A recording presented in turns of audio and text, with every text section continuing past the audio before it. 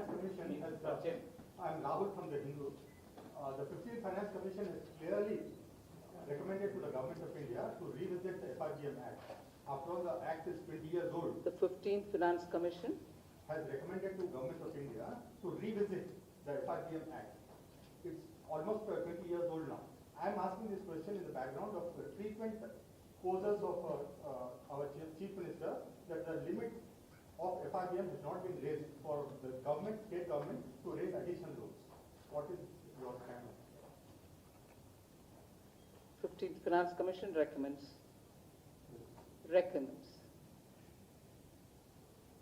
During COVID, because of the contingency, which was the arisen out of the pandemic and the lockdown, the borrowing limits of the states were increased from 3% to almost up to 5%.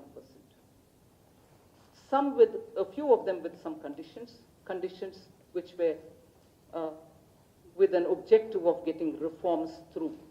So the conditions were not indiscreet, they were very clearly aimed at achieving some of the objectives of reform. So the central government, at the time of the lockdown, post the lockdown, because of COVID, understood and in consultation with the states, increase the borrowing limit. So we have responded where there is a need for increasing the borrowing limits. Ma'am, one question. I have two questions. First one is for the purpose of tax. This is fine from one thing. For the purpose of taxation, it may be central, state, or local. Is it that the taxes are paid by Karnataka, Telangana, Andhra, or India? Number two. Or? What did you say? Karnataka, Andhra, or Indians. What is the rule for this? Second one, there are a lot of illegality taking place in the case of painted companies.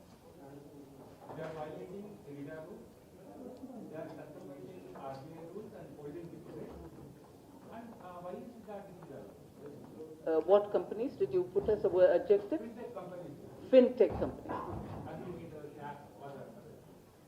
Why is that known? That they're collecting deposits. Yeah. You're done? I think you've answered your question yourself by saying, is it paid by Andhrites, is it paid by Kannadigas, is it paid by Indians? You have the answer embedded in your question itself. So, it's worrying that sometimes when people want to rake up regionalism and question as though the center is an alien and the states are the ones which are going to have to ask such questions. You've answered your question, but I've just elaborated on it. On the fintech companies collecting deposits, which probably go against the law, there should be somebody flagging it. And if it's flagged, I can work with the Reserve Bank and ensure that it doesn't happen. Wrongdoings can be contained.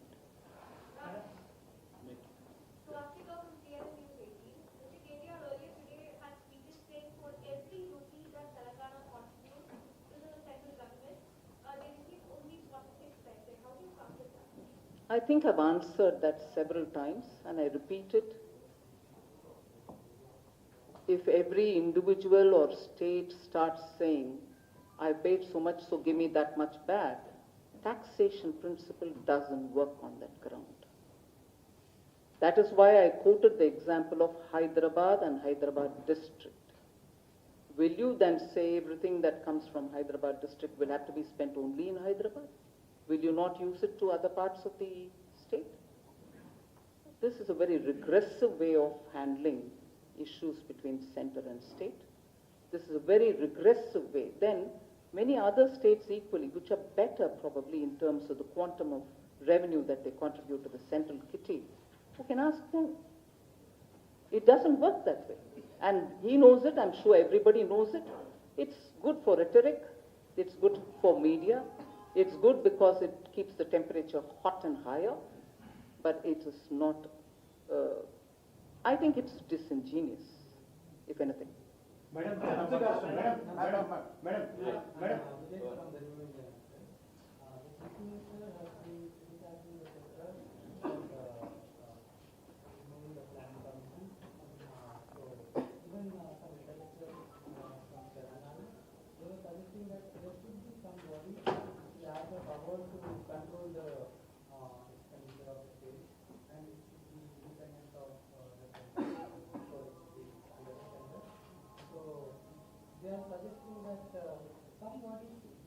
So the Planning Commission earlier, according to them, therefore, was controlling their expenditure, and that was okay for them. But whereas under the Constitution, there is an act which tells the Government of India Expenditure Department should have an oversight over the state's expenditure, that's objectionable.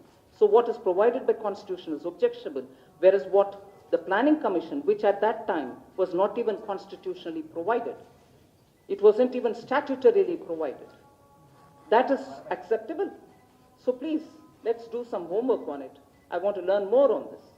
A constitutional provision for the central government expenditure department to make sure that the borrowings of the states are also taken into consideration to understand where the debt to GDP ratio will be is objectionable, whereas you want a body which was not even a constitutionally provided body to govern and say that is acceptable.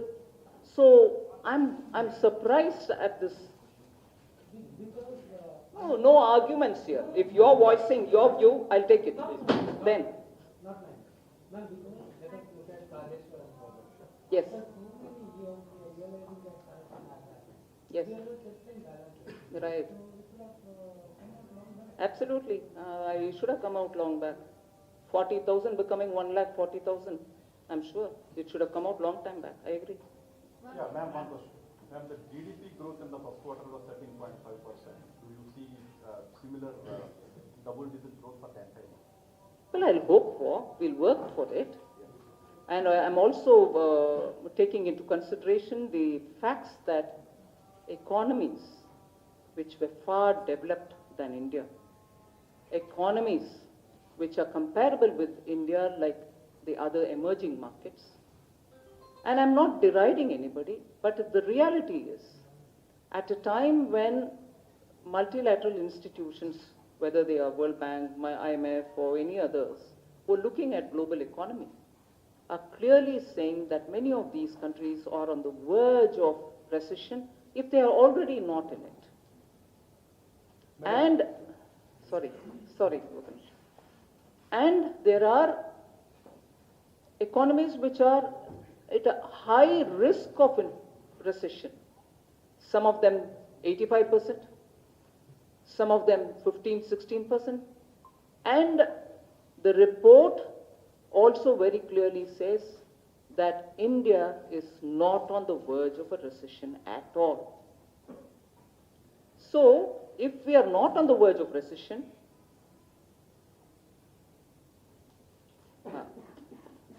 I'll just read out the numbers so that you'll know what I'm talking about. This is a Bloomberg report. It says, I'm starting from the highest, not by the size of the economy. Sri Lanka has 85% probability for getting into recession.